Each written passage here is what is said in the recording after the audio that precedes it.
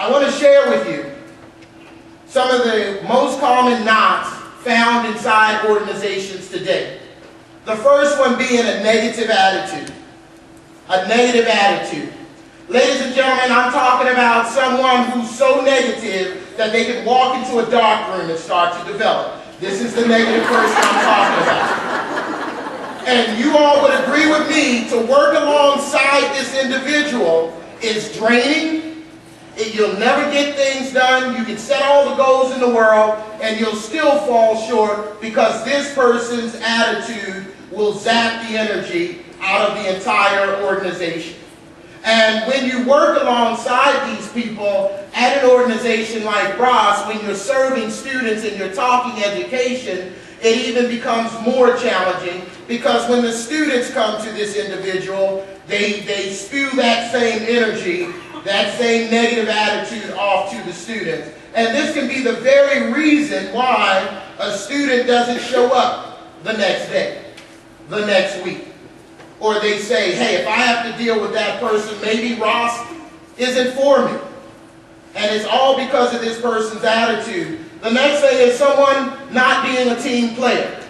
Not being a team player.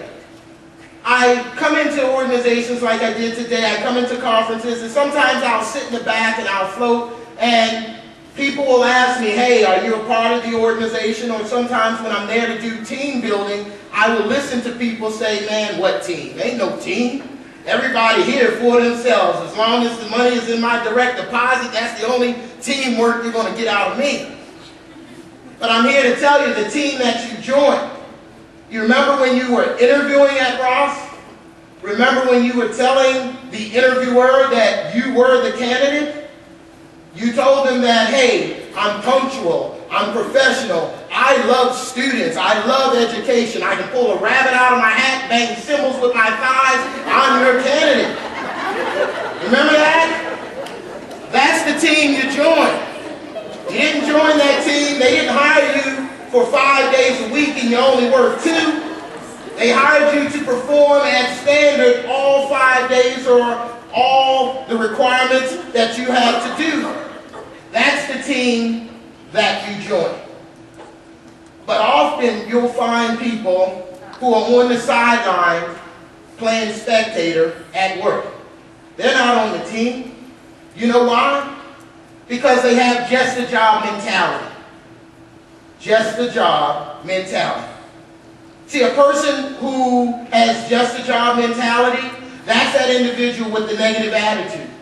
That's that individual who, when they set their alarm clock to go off at 5 o'clock in the morning, what do they do once they hear it? Hit snooze. I can see some people are familiar. They hit snooze. It goes off again. They hit snooze again.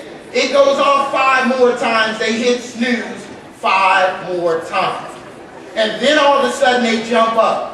And they're yelling in the house if they have kids. Get up, get up, get up, get up, get up. You know, you got to get ready for school. You're not going to make me late again. And the kids are saying, Mommy, Daddy, can I at least get some cereal or something? Pour it in the cup and eat it on the way.